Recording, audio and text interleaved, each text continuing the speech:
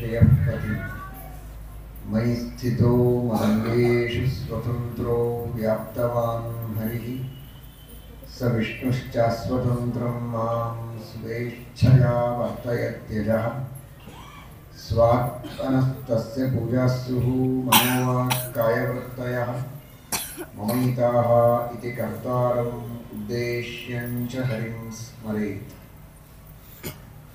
धर्म विज्ञान वैराग्य परमैश्वर्यशालिनः आनन्दतीर्थभगवत्पादान् वन्दे निरन्तरम् आनन्दतीर्थोपदिष्टो निधिर्नारायणः पयः प्रदर्शितो येन सम्यक् जयतीर्थं तमाश्रये नौमि न्यायसुधादिकृज्जयमुनीन् श्रीपादराट्सन्मणीन् व्यासार्यान् विविधागमर्थिविहरान् श्रीवादिराजानपि वन्दे हंसवरान् रघुत्तमगुरून् वैदग्ध्यवरान् विधीन् श्रीसत्यव्रतराघवेन्द्रमुनिपान् सद्बोधसध्यारभान् सत्याभिज्ञकराब्जोत्थान् पञ्चाशत्वर्षपूजकान् सत्यप्रमोदतीर्थार्यान् नौमि न्यायसुधारतान्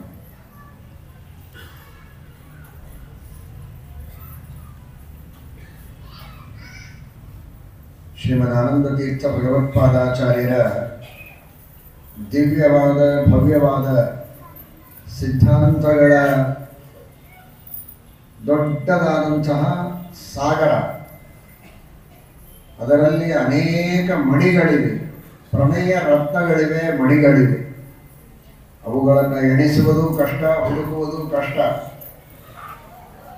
ಎತ್ತಿ ನೋಡಿ ಆನಂದಪಟ್ಟು ಅನುಭವಿಸುವುದು ಬಹಳೇ ಕಷ್ಟ. ಆದರೂ ಅನೇಕ ಮಹನೀಯರ ಜ್ಞಾನಿಗಳ ಶ್ರೀಮಟ್ಟಿಕಾ ಕೃತ್ಪಾದನೆ ಮೊದಲಾದ ಮಹಾಜ್ಞಾನಿಗಳ ಅನುಗ್ರಹದಿಂದ ಯಥಾಶಕ್ತಿಯಾಗಿ ನಾವು ಅರ್ಥ ಮಾಡಿಕೊಳ್ಳುವ ಪ್ರಯತ್ನವನ್ನು ಮಾಡಬಹುದು. ಆ ದಿಶೆಯಲ್ಲಿ ರಾಘವೇಂದ್ರ ಸ್ವಾಮಿಗಳವರು ಪ್ರಾತಃಸಂಕಲ್ಪ ಗದ್ಯದಲ್ಲಿ ಅನೇಕ ಪ್ರಮೇಯಗಳನ್ನು ಸಂಗ್ರಹ ಮಾಡಿ ತಿಳಿಸಿಕೊಟ್ಟಿದ್ದಾರೆ. ಸರ್ವಮೂಲಗಳಲ್ಲಿ ಬರುವಂತಹ ಅನೇಕ ಮಹತ್ವದ ಪ್ರಮೇಯಗಳನ್ನು ಪ್ರತಿನಿತ್ಯದಲ್ಲಿ ಬೆಳಗ್ಗೆ ಎದ್ದು ಚಿಂತನೆ ಮಾಡಿ, ದೇವರ ಮಹಿಮೆಯನ್ನು, ವಾಯುದೇವರ ಮಹಿಮೆಯನ್ನು ಚಿಂತನೆ ಮಾಡಿ, ನಿಮ್ಮ ಕರ್ತವ್ಯ ಕರ್ಮಗಳನ್ನು ಚೆನ್ನಾಗಿ ಸ್ಮರಿಸಿಕೊಂಡು ಪ್ರತಿಜ್ಞೆಯನ್ನು ಮಾಡಿ, ಶುಭ ಪ್ರತಿಜ್ಞೆಯನ್ನು ಮಾಡಿ ಎನ್ನುವ ದೃಷ್ಟಿಯಲ್ಲಿ ಆ ಗ್ರಂಥವನ್ನು ರಚನೆ ಮಾಡಿಕೊಟ್ಟಿದ್ದಾರೆ. ದೇವರ ಉಪಾಸನೆಯನ್ನ ಮಾಡುವಂತಹ ಮುಖ್ಯ ಪ್ರಾಣದೇವರು, ಅಂತಹ ಮುಖ್ಯ ಪ್ರಾಣದೇವರಲ್ಲಿ ಅಂತರ್ಯಾಮಿಯಾದ ಭಗವಂತ, ಆ ಪರಮಾತ್ಮನ ಪ್ರೇರಣೆಯಂತೆ ಮುಖ್ಯ ಪ್ರಾಣದೇವರು ನಮಗೆ ಪ್ರೇರಣೆ ಮಾಡಿ ಸತ್ಕರ್ಮಗಳನ್ನು ಮಾಡಿಸ್ತಾರೆ. ಹೀಗೆ ಅಲ್ಲಿ ವಾಕ್ಯ ಸರಣಿಗಳು. ಭಗವಂತನ ಉಪಾಸನೆ ಮಾಡುವ ಮುಖ್ಯ ಪ್ರಾಣದೇವರು, ಅವರಲ್ಲಿ ಅಂತರ್ಯಾಮಿಯಾದ ಪರಮಾತ್ಮನ ಪ್ರೇರಣೆಯಂತೆ ಮುಖ್ಯ ಪ್ರಾಣದೇವರು ನಮ್ಮಿಂದ ಶುಭ ಕಾರ್ಯಗಳನ್ನು ಮಾಡಿಸ್ತಾರೆ ಅಂತ. ಮೊದಲು ಪರಮಾತ್ಮ ಬರ್ತಾನೆ, ಅಂಥವರ ಉಪಾಸನೆ ಮಾಡುವ ವಾಯುದೇವರು ಅಂತ ಹೇಳಿ ಅವರ ಅಂತರ್ಯಾಮಿ ಪರಮಾತ್ಮ ಅಂತ ಮತ್ತೆ ಭಗವಂತನ ಬಗ್ಗೆ ವರ್ಣನೆ ಮಾಡ್ತಾರೆ. ಅವನಿಂದ ಪ್ರೇರಿತರಾದ ಮುಖ್ಯ ಪ್ರಾಣದೇವರು ಅಂತ ಹೇಳಿದಾಗ ಮತ್ತೆ ಮುಖ್ಯ ಪ್ರಾಣದೇವರ ಬಗ್ಗೆ ವರ್ಣನೆ ಮಾಡ್ತಾರೆ. ಅಂತಹ ಮುಖ್ಯ ಪ್ರಾಣದೇವರಿಂದ ಪ್ರೇರಿತರಾಗಿ ನಾವೇನು ಮಾಡಬೇಕು ಅನ್ನುವುದನ್ನು ಕೊನೆಗೆ ಕರ್ತವ್ಯ ಕರ್ಮಗಳ ಬಗ್ಗೆ ಹೇಳ್ತಾರೆ. ತಾನೂ ಧರ್ಮವನ್ನು ಮಾಡಬೇಕು, ತನ್ನವರಿಂದಲೂ ಮಾಡಿಸಬೇಕಾದದ್ದು ಪ್ರತಿಯೊಬ್ಬನ ಕರ್ತವ್ಯ. ಇದನ್ನು ಬೆಳಗ್ಗೆ ಎದ್ದು ಮೊದಲು ಸಂಕಲ್ಪ ಮಾಡಿ, ನಾನು ಮಾತ್ರ ಧರ್ಮ ಮಾಡುವುದಲ್ಲ, ನಾನೂ ಮಾಡುತ್ತೇನೆ, ನನ್ನವರಿಂದಲೂ ಮಾಡಿಸ್ತೇನೆ ಅಂತ. ಮದಾಜ್ಞಾಕಾರಿಭಿಃ ವಿದ್ಯಾ ಸಂಬಂಧಿಭಿಃ ದೇಹ ಸಂಬಂಧಿಭಿಶ್ಚ ಅಶೇಷೈಃ ಸಜ್ಜನೈಃ ಕಾರಯಿಷ್ಯೆ ಅಂತ. ವಿದ್ಯಾ ಸಂಬಂಧಿಗಳು, ನನ್ನಲ್ಲಿ ಅಧ್ಯಯನ ಮಾಡುವ ಶಿಷ್ಯರು, ಅಥವಾ ದೇಹ ಸಂಬಂಧಿಗಳು, ಬಂಧು ಬಳಗದವರು, ಇಷ್ಟು ಮಾತ್ರ ಅಲ್ಲ, ಇಷ್ಟರು, ಮಿತ್ರರು, ನಾನಾ ರೀತಿಯ ಸಂಬಂಧ ಇದ್ದವರು ಯಾರೆಲ್ಲ ಇದ್ದಾರೆ, ಯಾರು ನನ್ನ ಮಾತನ್ನ ಕೇಳುತ್ತಾರೆ ಒಂದೇ ಅರ್ಥ ಮಾತಿನಲ್ಲಿ, ಅಂತಹ ಪ್ರತಿಯೊಬ್ಬರಿಂದಲೂ ಧರ್ಮವನ್ನು ಮಾಡಿಸ್ತೇನೆ ಎಂಬುದಾಗಿ ಪ್ರತಿಜ್ಞೆಯನ್ನು ಮಾಡಬೇಕು ಅಂತ ರಾಘವೇಂದ್ರ ಸ್ವಾಮಿಗಳವರು ಪ್ರಾತಃಸಂಕಲ್ಪ ಗದ್ಯದಲ್ಲಿ ತಿಳಿಸಿಕೊಡುತ್ತಾರೆ. ಅದರಲ್ಲಿ ಮೊಟ್ಟ ಮೊದಲನೆಯದಾಗಿ ಶ್ರೀಮದಾಚಾರ್ಯರು ಉಪದೇಶ ಮಾಡಿದ ಉಪನಿಷತ್ತುಗಳಲ್ಲಿ ಬಂದಂತಹ ಪ್ರಧಾನವಾದ ಪ್ರಮೇಯವನ್ನು ಹೇಳ್ತಾರೆ. ಶ್ರೀಮದಾಚಾರ್ಯರು ಭಗವಂತನನ್ನು ಉಪಾಸನೆ ಮಾಡುವಾಗ ಹೇಗೆ ಉಪಾಸನೆ ಮಾಡ್ತಾರೆ ಅಂತ, ಸರ್ವಶಬ್ದಗಳಿಂದ ವಾಚ್ಯ ಅಂತ ಉಪಾಸನೆ ಮಾಡುತ್ತಾರೆ. ಸಮಯ ಬಹಳ ಆಗಿದೆ, ಹೆಚ್ಚಿನ ವಿವರಣೆ ಮತ್ತೆ ಕ್ರಮವಾಗಿ ತಿಳಿಯೋಣ. ಪ್ರಣವದ ಉಪಾಸನೆಯನ್ನು ಶ್ರೀಮದಾಚಾರ್ಯರು ಮಾಡುತ್ತಾರೆ. ಓಂಕಾರ, ಓಂ, ಈ ಪ್ರಣವದ ಉಪಾಸನೆಯನ್ನು ಶ್ರೀಮದಾಚಾರ್ಯರು ಮಾಡುತ್ತಾರೆ. ಯತಿಗಳು ವಿಶೇಷವಾಗಿ ಪ್ರಣವ ಜಪವನ್ನು ಮಾಡಬೇಕು. ಶ್ರೀಮದಾಚಾರ್ಯರು ನಿರಂತರವಾಗಿ ಪ್ರಣವ ಜಪವನ್ನು ಮಾಡುವವರು. ಅನಂತ ಮಾತ್ರಾಂತ ಉದಾಹರಂತೆಯಂ ತ್ರಿಮಾತ್ರ ಪೂರ್ವಂ ಪ್ರಣವೋಚ್ಚಯಂ ಉದಾಹ ಅಂತ 3 ಮಾತ್ರಗಳಿಂದ ಪ್ರಾರಂಭವಾದದ್ದು ಅನಂತ ಮಾತ್ರಾಂತವಾದ ಪ್ರಣವ ಇದೆ ಅಂತ ಹೇಳ್ತಾರೆ. ಅಂತಹ ಪ್ರಣವವನ್ನು ಉಪಾಸನೆ ಮಾಡುವ ಮುಖ್ಯಾಧಿಕಾರಿಗಳು ವಾಯುದೇವರು, ಬ್ರಹ್ಮದೇವರು. ಅಂತಹ ಭಾವಿ ಬ್ರಹ್ಮರಾದ ಸ್ವಯಂ ವಾಯುದೇವರ ಅವತಾರರಾದ ಶ್ರೀಮದಾಚಾರ್ಯರು ಆ ರೀತಿ ಪ್ರಣವದ ಉಪಾಸನೆಯನ್ನು ಮಾಡ್ತಾ ಇದ್ದಾರೆ. ಏನದು ಹಾಗೆ ಪ್ರಣವದ ಉಪಾಸನೆ ಮಾಡೋದು ಅಂದ್ರೆ ಅನಂತ ವೇದಗಳ ಅರ್ಥ ಎಲ್ಲ ಪ್ರಣವದಲ್ಲಿ ಅಡಗಿದೆ ಅಂತ ಚಿಂತನೆ ಮಾಡೋದು. ಇನ್ನೂ ಮೇಲೆ ಹೇಳೋದಾದ್ರೆ ಬರೀ ವೇದಗಳಲ್ಲ, ವಾಂಗ್ಮಯ, ಸಮಗ್ರವಾದ ವಾಂಗ್ಮಯ ಏನಿದೆ ಅಲ್ಲಿ ಪೌರುಷೇಯ ಅಪೌರುಷೇಯ ಗ್ರಂಥಗಳೆಲ್ಲವೂ ಬರ್ತದೆ.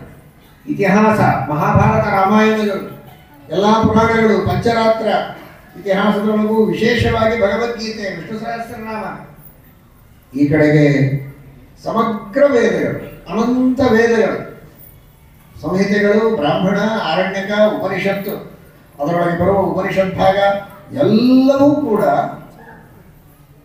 ಭಗವಂತನ ಮಹಿಮೆಯನ್ನು ಕೊಂಡಾಡುತ್ತದೆ. ಇದೆಲ್ಲವನ್ನೂ ಓಂ ಎಂಬ ಒಂದು ಪ್ರಣವ ಹೇಳುತ್ತದೆ. ಏನು ನಮ್ಮ ಪರಂಪರೆಯಲ್ಲಿರುವಂತಹ ಶಬ್ದಗಳ ಮಹತ್ವ. ಇಷ್ಟು ಅಭಿಮಾನದಿಂದ ನೀವೆಲ್ಲ ಇಲ್ಲಿ ಬಂದು ಕೊಡುತ್ತಿದ್ದೀರಿ. ನಾವು ನಮ್ಮ ದೇವರು, ನಮ್ಮ ಪರಂಪರೆ, ನಮ್ಮ ಗುರುಗಳು, ನಮ್ಮ ಸಂಪ್ರದಾಯ ಅಂತ ಅಭಿಮಾನ ಏನು ನಿಮ್ಮೆಲ್ಲರಲ್ಲಿ ಜಾಗೃತವಾಗಿದೆ, ದೇವರ ಬಗ್ಗೆ, ಗುರುಗಳ ಬಗ್ಗೆ, ಧರ್ಮದ ಬಗ್ಗೆ, ಅಂತಹ ಆ ಅಭಿಮಾನ ಇನ್ನೂ ಬೆಳೆಯಬೇಕು, ಸಾಕಷ್ಟು ದೃಢ ಆಗಬೇಕು. ಜೊತೆಗೆ ಯಾಕೆ ನಮ್ಮ ಹಿರಿಯರು ಈ ಪರಂಪರೆಯಲ್ಲಿ ನಡೆದುಕೊಂಡು ಬಂದರು ಅನ್ನೋದನ್ನು ತಿಳಿದುಕೊಂಡು ಇನ್ನಷ್ಟು ಜ್ಞಾನಪೂರ್ವಕವಾಗಿ ವಿಶ್ವಾಸದಿಂದ ಅದನ್ನು ಅರ್ಥ ಮಾಡಿಕೊಳ್ಬೇಕು. ಸಂಧ್ಯಾವಂದನ ಮಾಡುವಾಗ, ಗಾಯತ್ರಿ ಜಪ ಮಾಡುವಾಗ ಪ್ರಣವಸ್ಸ ಪರಬ್ರಹ್ಮರ್ಷಿ ಹೇಳ್ತೀರಾ, ಆ ಪ್ರಣವದನ್ನು ಉಚ್ಚಾರಣೆ ಮಾಡ್ತೀರಾ. ಏನದು ಪ್ರಣವ? ಎಂಥ ಅದ್ಭುತವಾದ ಶಕ್ತಿ ಅದರಲ್ಲಿ ಅಡಗಿದೆ. ಶ್ರೀಮದಾಚಾರ್ಯರ ತಂತ್ರಸಾರ ಸಂಗ್ರಹದಲ್ಲಿ ಅದನ್ನು ತಿಳಿಸಿಕೊಡ್ತಾರೆ. ಬೇರೆ ಬೇರೆ ಉಪನಿಷತ್ ಭಾಷೆಗಳಲ್ಲಿಯೂ ತೋರಿಸಿಕೊಟ್ಟಿದ್ದಾರೆ. ಭಗವದ್ಗೀತಾ ತಾತ್ಪರ್ಯದಲ್ಲಿಯೂ ತಿಳಿಸ್ತಾರೆ, ಅನೇಕ ಕಡೆಗೆ ಹೇಳ್ತಾರೆ. ಅಂತಹ ಪ್ರಣವ ಕಲ್ಪದಲ್ಲಿ ಅಂತಹ ಪ್ರಣವದ ಗರ್ಭದೊಳಗೆ ಸಮಗ್ರ ವೇದಗಳು ಅಡಗಿವೆ. ಸಮಗ್ರವಾದ ಪೌರುಷೇಯವಾದ ಮಹಾಭಾರತಾದಿ ಸಕಲ ಸಚ್ಚಾಸ್ತ್ರಗಳ ಮರ್ಮ ಎಲ್ಲ ಅಡಗಿದೆ. ಇಷ್ಟೇ ಅಲ್ಲ, ಧ್ವನ್ಯಾತ್ಮಕವಾದ ಶಬ್ದಗಳು ಅಂತೇನಿವೆ, ಆ ಶಬ್ದಗಳಿಂದ ಭಗವಂತನ ಮಹಿಮೆಯನ್ನೇನು ನಾವು ತಿಳಿಯಬಹುದು, ಅದೆಲ್ಲವನ್ನೂ ಪ್ರಣವ ಹೇಳ್ತದೆ. ಒಂದರ್ಥದಲ್ಲಿ ಪ್ರಣವದಲ್ಲಿ ಇಲ್ಲದೆ ಇದ್ದದ್ದನ್ನು ಇನ್ನು ಯಾವ ಶಬ್ದಗಳಲ್ಲಿಯೂ ನಾವು ತಿಳಿಯೋದಕ್ಕೆ ಸಾಧ್ಯ ಇಲ್ಲ.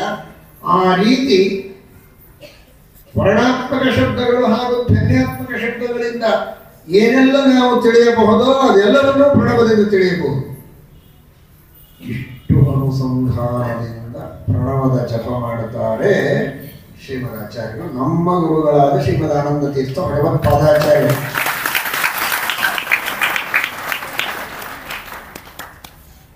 ಸಾವಿರ ಕನಿಷ್ಠ ಪಕ್ಷ ಜಪ ಮಾಡಬೇಕು. 3000 ಪ್ರಣವ ಜಪ ಇದು ಮಧ್ಯಮ.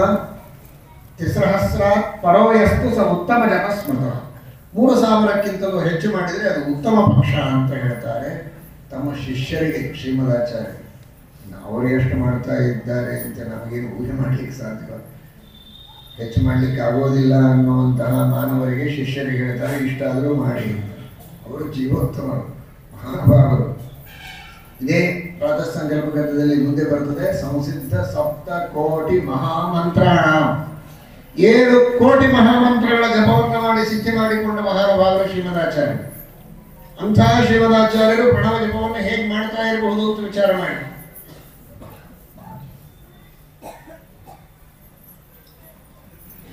ಇಷ್ಟೆಲ್ಲ ಅನುಸಂಧಾನ ಪೂರ್ವಕವಾಗಿ ಮಾಡುತ್ತಾರೆ ಅನ್ನುವುದನ್ನು ರಾಘವೇಂದ್ರ ಸ್ವಾಮಿಗಳು ಪ್ರಾತಃ ಸಂಕಲ್ಪ ಗ್ರಂಥದಲ್ಲಿ ನಮಗೆ ತಿಳಿಸ್ತಾರೆ. ಭಾರತೀಯ ಮುಖ್ಯ ಪ್ರಾಣಾಂತರ್ಗತ ಶ್ರೀ ವಿಷ್ಣು ಪ್ರೇರಣೆಯ ಶ್ರೀ ವಿಷ್ಣು ಪ್ರೀತ್ಯರ್ಥಂ ಅಂತ ಅವಸರದಲ್ಲಿ ಅಂದು ಎದ್ದು ಹೋಗಬೇಡಿ. ಭಾರತೀಯ ರಮಣ ಯಾರು ಅಂತ ತಲೆಯಲ್ಲಿ ಬರಬೇಕು. ನಮಗೆ 1000 ಕೆಲಸ ಇವೆ.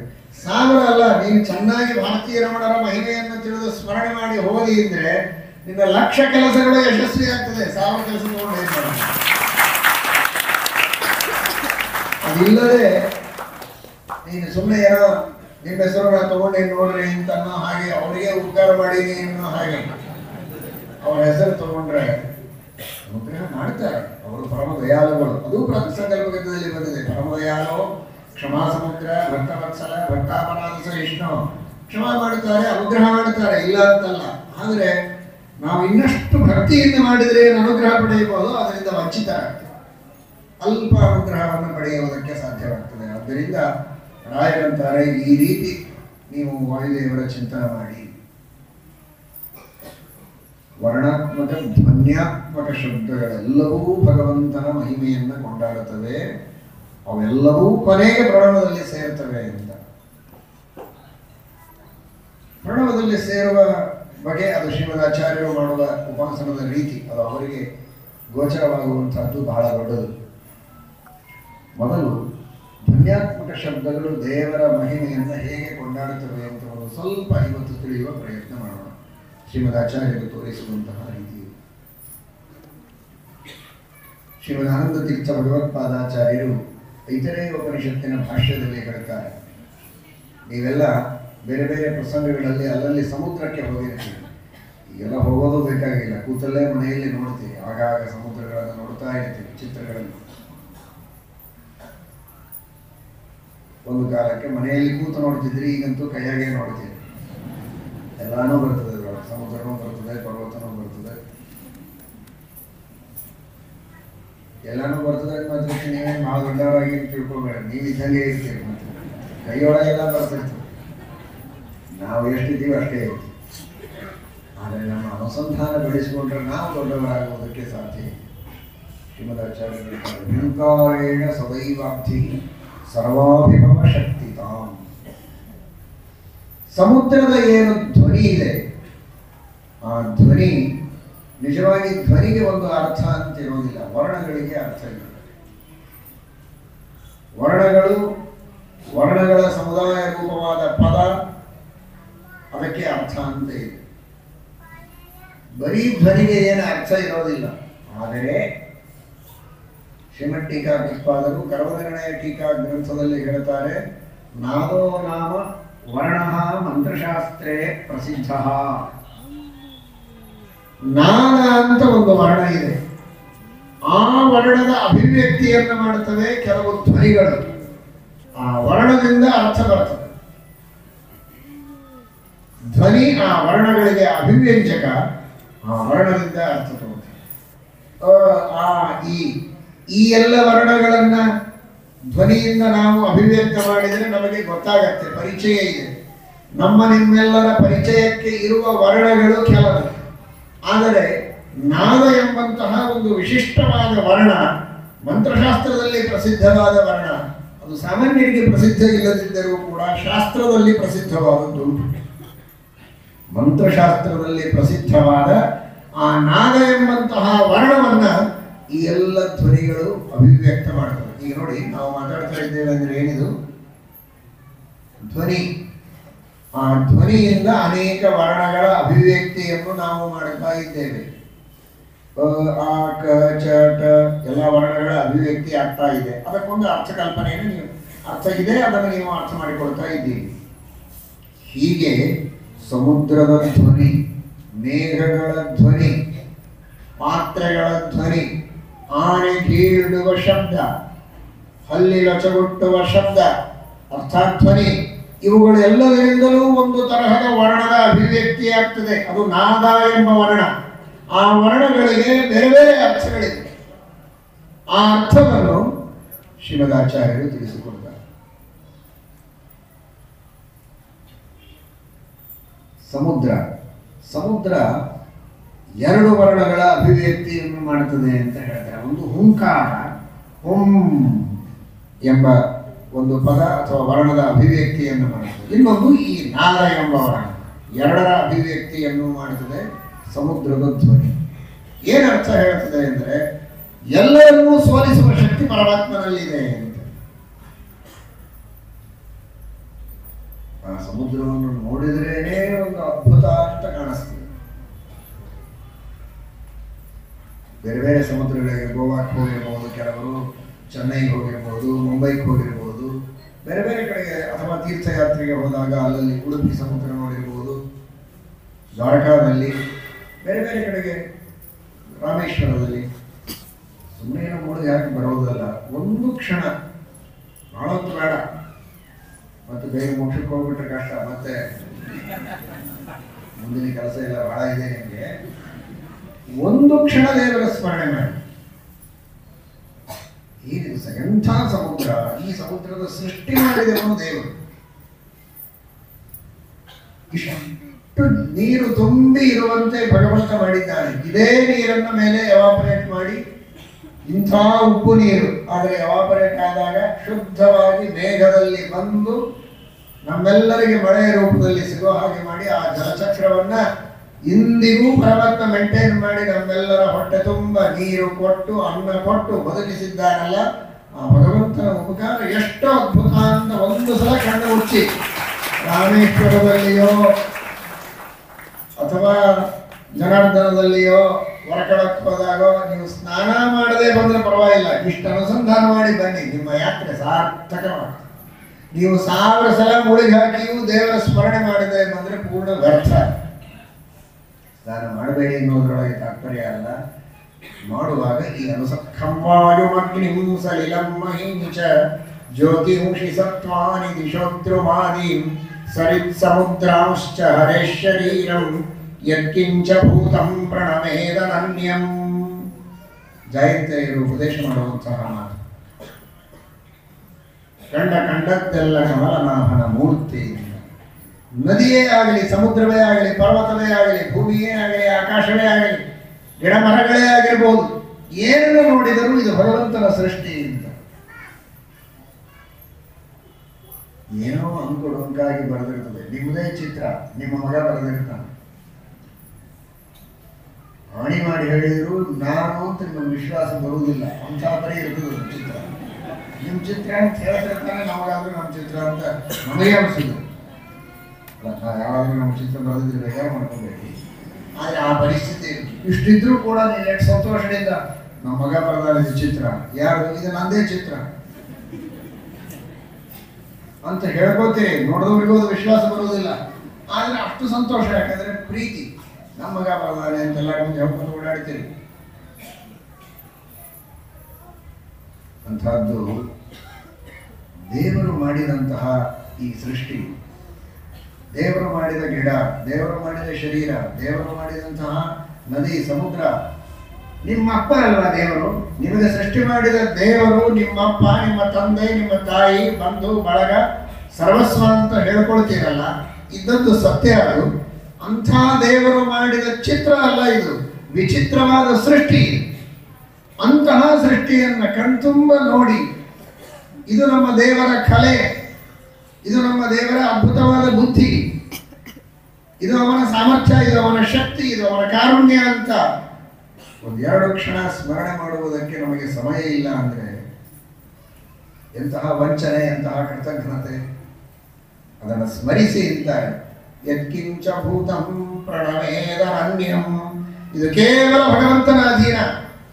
ಆ ನಂತರ ಪರಮಾತ್ಮನ ಅಧೀನರಾದ ರಮಬ್ರಹ್ಮಾದಿ ದೇವತೆಗಳ ಅಧೀನ, ಸ್ವತಂತ್ರನಾದ ಪರಮಾತ್ಮನ ಅಧೀನವೇ ಬಿಟ್ಟರೆ ಇನ್ಯಾರ ಅಧೀನವೂ ಅಲ್ಲ ಅನ್ನುವ ರೀತಿಯಲ್ಲಿ ಅನನ್ಯ ಪರಮಾತ್ಮನಿಗೆ ಮುಖ್ಯವಾಗಿ ಅಧೀನವಾಗಿದೆ ಇದು ಅಂತ ಇದರ ಚಿಂತನವನ್ನು ಮಾಡಿ ಅತಃ ಸಮುದ್ರಹಾಗಿರೆಯಶ್ಚ ಸರ್ವೇ ಅಸ್ಮಾತ್ ಸ್ಯಂದಂತೆ ಸಿಂಧವಸ್ತರ್ವರೂಪಾಃ ಅತಶ್ಚ ವಿಶ್ವಾಗೋಷಧಯೋ ರಸಾಶ್ಚ ಏನೇಷ ಭೂತಸ್ಥಿಷ್ಠತ್ಯಂತರಾತ್ಮ. ಸರ್ವಾಂತರ್ಯಾಮಿಯಾಗಿ ಭಗವಂತನಿದ್ದಾನೆ, ಅವನಿಂದಲೇ ಇದೆಲ್ಲ ತುಂಬಿದ್ದು ಹರಿಯೋದು ಬೆಳಗೋದು ಎಲ್ಲವೂ ಕೂಡ ಅಂತ ಚಿಂತನೆ ಮಾಡಿ ಅಂತ ಉಪನಿಷತ್ತು ಹೇಳುತ್ತೆ.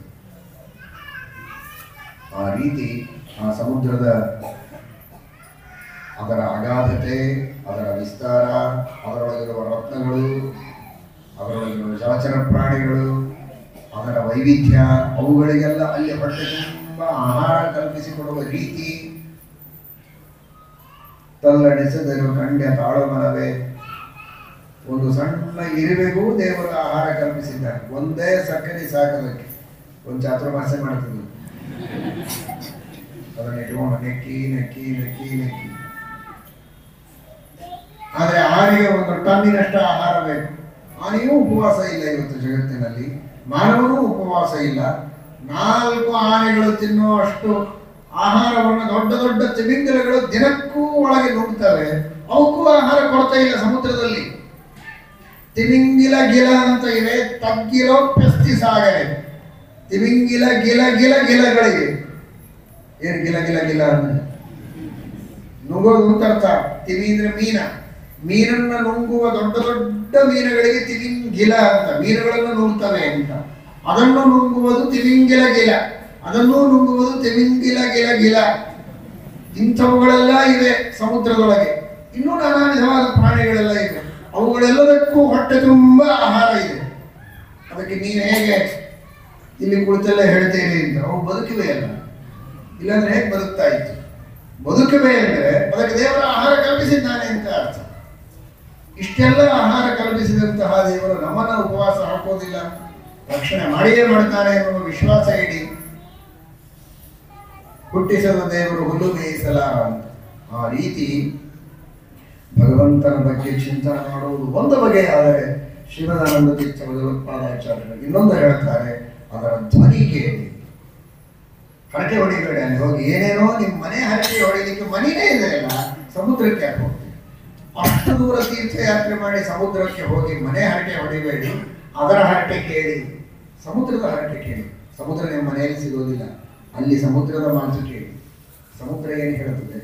ಹುಂಕಾರೇಣ, ಹುಂ ಎಂಬ ಶಬ್ದದ ಅಭಿವ್ಯಕ್ತಿಯನ್ನು ಮಾಡುತ್ತದೆ ತಮ್ಮ ಧ್ವನಿಯಿಂದ. ಏಕಾಗ್ರ ಮನಸ್ಸಿನಿಂದ ಕೇಳಿ. ಆ ಶಬ್ದದ ಉಚ್ಚಾರಣೆ ನಿಮ್ಮ ಅನುಸಂಧಾನಕ್ಕೆ ಬರ್ತದೆ. ಜೊತೆಗೆ ನಾದ ಎಂಬ ವರ್ಣದ ಅಭಿವ್ಯಕ್ತಿಯನ್ನು ಮಾಡುತ್ತದೆ. ಒಂದು ಗೂಢವಾದಂತಹ ಧ್ವನಿಯಿಂದ ಆ ಅಭಿವ್ಯಕ್ತಿಯನ್ನು ಮಾಡ್ತದೆ. ಅವುಗಳ ಅರ್ಥ ಏನು ಅಂತ ಹೇಳ್ತಾರೆ. ಹೂಂಕಾರದಿಂದ ಹೇಳುವ ಅರ್ಥ ಏನು? ಹುಂ ಅಂತ ಯಾರಂತಾರೆ? ಅಂತ ಯಾರಂತಾರೆ? ಎದುರಿಗಿದ್ದವನನ್ನು ಹೆದರ್ಸಲಿಕ್ಕೆ ಅಂತಾರೆ. ಅವನಿಗಿಂತಲೂ ನನ್ನಲ್ಲಿ ಶಕ್ತಿ ಹೆಚ್ಚಿದೆ ಅಂತ ವಿಶ್ವಾಸ ಇದ್ದಾಗ ಅಂತಾರೆ. ಅತ್ಯಂತ ಅಶಕ್ತನಾದಂತಹ ವ್ಯಕ್ತಿ ಭಾರೀ ಬಲಿಷ್ಠನಾದಂತಹ ಒಬ್ಬ ಪೈಲ್ವಾನ ಎರಡು ಅಂತಾರೆ. ಅವನು ನೋಡಿ ಓಡಿ ಹೋಗ್ತಾನೆ ಭೂಮಿಯ ಅಂತ. ಆದರೆ ಅವನು ಇವನ ಎದುರಿಗೆ ಅನ್ಬೋದು, ಯಾಕಂದ್ರೆ ಅವನಿಗೆ ಆ ಶಕ್ತಿ.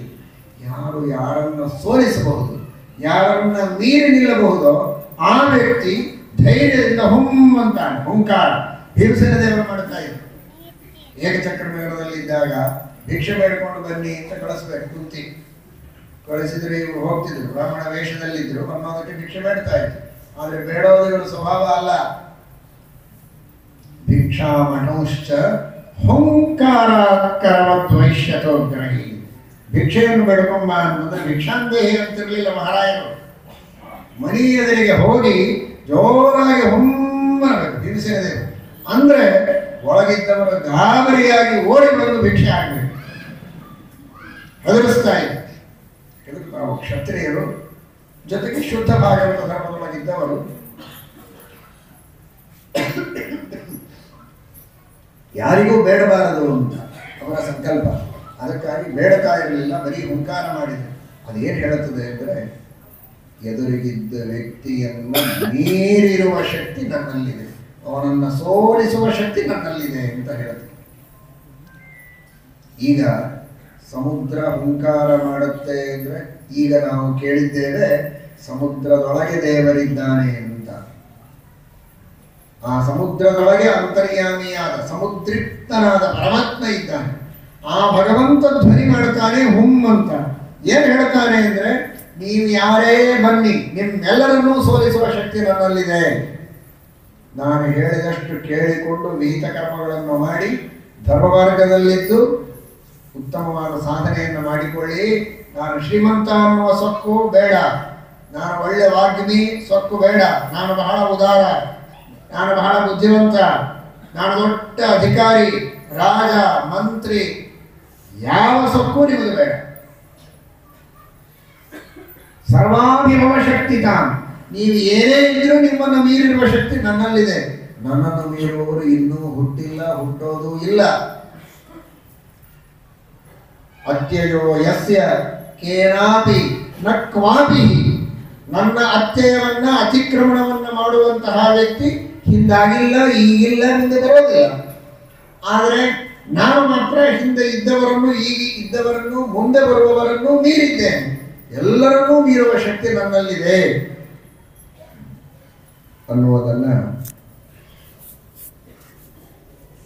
ಇವತ್ತು ಇಲ್ಲಿ ನಾವು ಹೇಳುವ ಮಾತನ್ನು ಕೇಳಬೇಕು ಅಂತ ನೀವು ಬಂದು ಕೂತೀರಿ. ಪಾಪ ನಿಮಗೆ ಕೇಳಿಸೋ ಹಾಗೆ ಈ ಧ್ವನಿವರ್ಧಕವನ್ನು ಇಲ್ಲಿ ಇಟ್ಟು ವ್ಯವಸ್ಥೆ ಮಾಡಿದ್ದಾರೆ. ಸ್ವಲ್ಪ ಜನರಿಗೆ ಹೊರಗೂ ಅನುಕೂಲವಾಗಲಿ ಅಂತ ಆಸು ಪಾಸು ಸ್ವಲ್ಪ ಕೇಳುವಂತೆ ವ್ಯವಸ್ಥೆ ಇರುತ್ತದೆ. ಇಡೀ ಊರೆಲ್ಲ ಇದು ಕೇಳೋ ಹಾಗೆ ಎಲ್ಲರ ಮನೆಯಲ್ಲಿ ಲೌಡ್ ಸ್ಪೀಕರ್ ಇಟ್ಟರೆ ಕಂಪ್ಲೇಂಟ್ ಕೊಡ್ತಾರೆ. ನಿಮ್ಮ ಕಾರ್ಯಕ್ರಮಕ್ಕೆ ನಮ್ಮೆಲ್ಲರ ತಲೆಶೂಲೆ ಯಾಕೆ ಅಲ್ವಾ? ಆದರೆ ದೇವರಿಗೆ ಏನು ಎಲ್ಲರನ್ನ ಸೋಲಿಸುವ ಶಕ್ತಿ ನನ್ನಲ್ಲಿದೆ ಅಂತ ದೇವರು ಅನೌನ್ಸ್ ಮಾಡಬೇಕಾದ್ರೆ ಎಂಥ ದೊಡ್ಡ ಧ್ವನಿ. ಆ ಸಮುದ್ರ ಎಷ್ಟು ದೊಡ್ಡದೋ ಅಷ್ಟು ಜೋರಾಗಿ ಭಗವಂತ ಧ್ವನಿ ಮಾಡ್ತಾನೆ. ಯಾಕೆ ಅಂದ್ರೆ ಇಡೀ ವಿಶ್ವವನ್ನೇ ಸೋಲಿಸುವ ಶಕ್ತಿ ನನ್ನಲ್ಲಿದೆ ಅಂತ ತೋರಿಸುವುದಕ್ಕೆ ಸಣ್ಣ ಧ್ವನಿ ಅಲ್ಲ, ಒಂದು ಮೈಕಿನೊಳಗಲ್ಲ, ಇಡೀ ಸಮುದ್ರಕ್ಕೆ. ಸಮುದ್ರ ಎಷ್ಟು ದೊಡ್ಡದಿದೆ ನಿಮಗೆ ಗೊತ್ತು, ಎಷ್ಟು ತೆರೆಗಳು ಬರ್ತದೆ ಗೊತ್ತು. ಅಷ್ಟೆಲ್ಲ ತೆರೆಗಳಿದೆ. ನಮಗೆ ದಂಡಿ ಮೇಲಿದ್ದಷ್ಟೇ ಕೇಳಿಸ್ತದೆ, ಆದ್ರೆ ಅಲ್ಲೆಲ್ಲವೂ ಧ್ವನಿ ಇದೆ.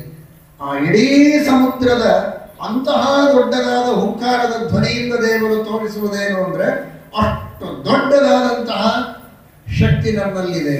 ಅದೆಂಥ ಶಕ್ತಿ ಅಂದ್ರೆ ಕೆಲವರನ್ನ ಸೋಲಿಸುವ ಶಕ್ತಿ ಅಲ್ಲ, ಸರ್ವಾಭಿಭವ ಶಕ್ತಿ ತಾಂ. ಆಚಾರ್ಯರ ಶಬ್ದಗಳನ್ನು ನೋಡಿ, ಇಡೀ ಜಗತ್ತನ್ನೇ ಸೋಲಿಸುವ ಶಕ್ತಿ ನನ್ನಲ್ಲಿದೆ.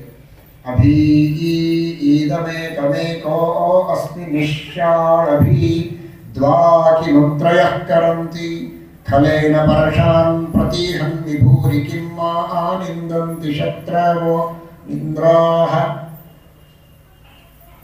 ಶ್ರೀಮನ್ಯಾಯ ಸುಧಾದ ಶ್ರೀಮದಾಚಾರ್ಯರು ಹೇಳ್ತಾರೆ, ಅನುವ್ಯಾಖ್ಯಾನದಲ್ಲಿ ಶ್ರೀಮದ್ ಟೀಕಾಕೃತ್ಪಾದರು ಉದಾಹರಣೆ ಮಾಡ್ತಾರೆ. ಋಗ್ವೇದದಲ್ಲಿ ಬರುವಂತಹ ಮಂತ್ರ ವೈಕುಂಠ ಇಂದ್ರ, ಸ್ವತಃ ವೈಕುಂಠಾಧಿಪತಿಯಾದ ಪರಮೇಶ್ವರನಾದ ಭಗವಂತ ಹೇಳಿದಂತಹ ಮಾತು. ನನ್ನ ಜೊತೆಗೆ ಯುದ್ಧ ಮಾಡುವುದಕ್ಕೆ ಬರ್ತೀರಾ ಅಂದ್ರೆ ಬನ್ನಿ. ಒಂದು ಒಬ್ರು ಇಬ್ರು ಕೇಳೋದಿಲ್ಲ ದೇವರು. ನೀನು ಬರ್ತೀಯ ಅಂತ ಒಬ್ಬೊಬ್ಬ ವ್ಯಕ್ತಿಯನ್ನ ಬಟ್ಟು ಮಾಡಿ ಕರೆಯೋದಿಲ್ಲ, ಒಂದೊಂದು ಜಗತ್ತನ್ನ ಬಟ್ಟು ಮಾಡಿ ಕರೀತಾರೆ.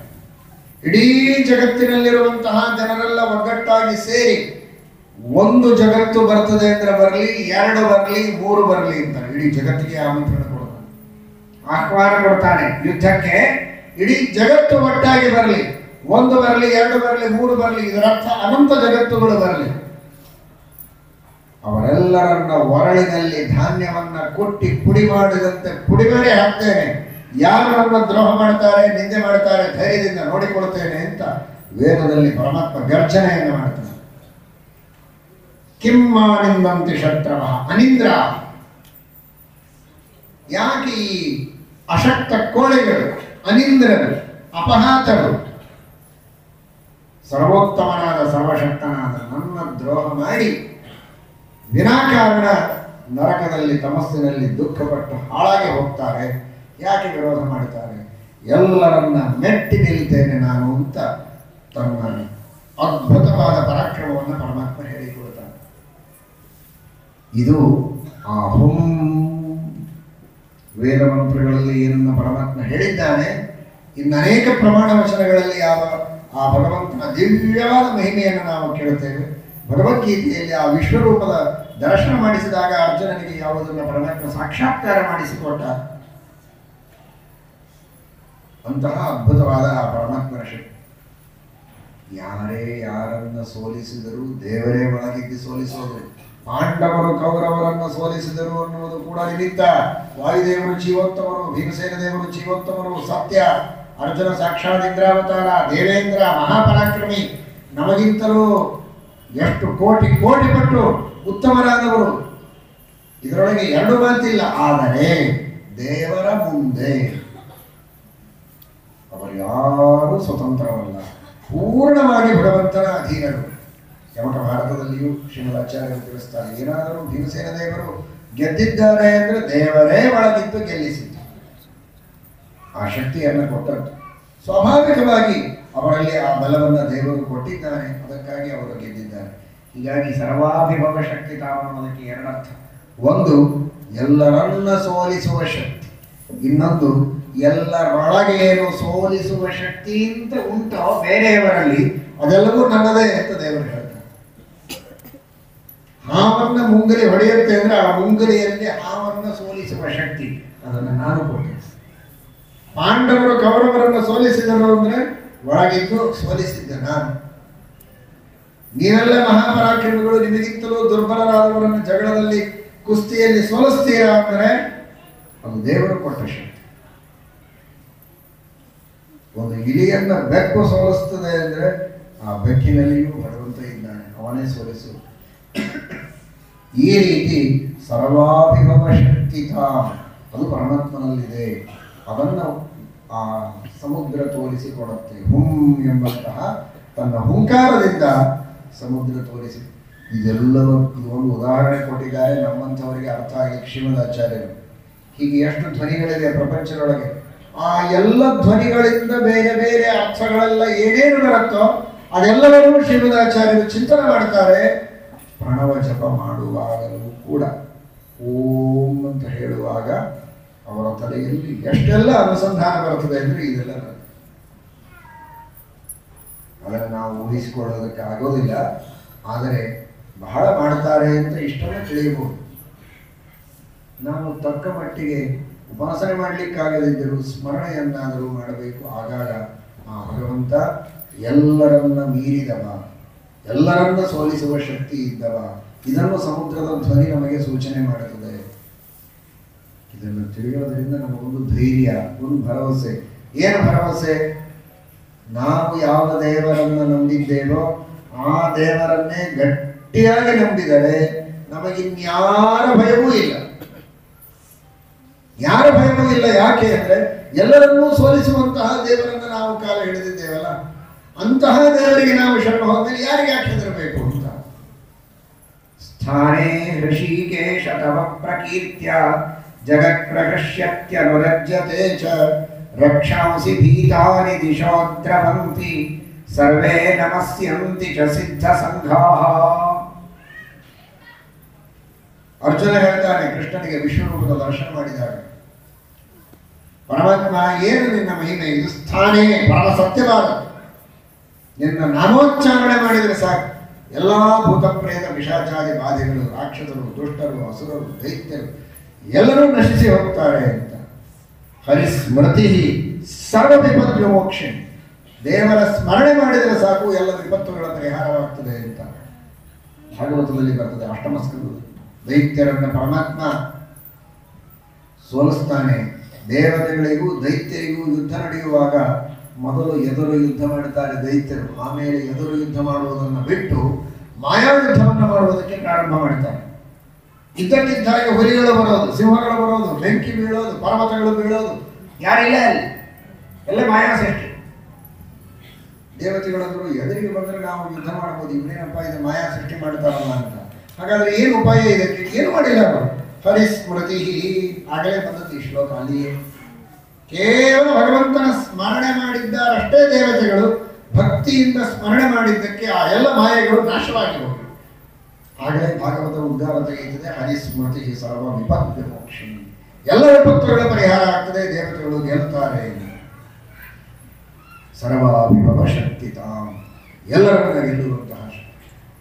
ಗೀತಾ ತಾತ್ಪರ್ಯದಲ್ಲಿ ಹೇಳ್ತಾರೆ ಶ್ರೀಮದಾಚಾರ್ಯ, ದೇವರೇ ಎಲ್ಲರನ್ನ ಕೊಂದು ಬಿಟ್ಟಿದ್ದನಂತೆ. ಎಲ್ಲರ ತಲೆ ಸೀಳಿ ಇಟ್ಟಿದ್ದನಂತೆ. ತಲೆ ಸೀಳಿದ್ರೆ ಅವರು ಯುದ್ಧ ಹೇಗೆ ಮಾಡ್ತಾರೆ? ಎದುರಿಗಿದ್ದವರು ತಲೆ ಹಾಗೆ ಇತ್ತಲ್ಲ. ಅರ್ಜುನ, ಭೀಮ, ನಕುಲ, ಸಹದೇವಾದಿಗಳು ಬಾಣ ಬಿಟ್ಟಾಗ ತಲೆ ಕೆಳಗೆ ಬಿದ್ದಿದೆ.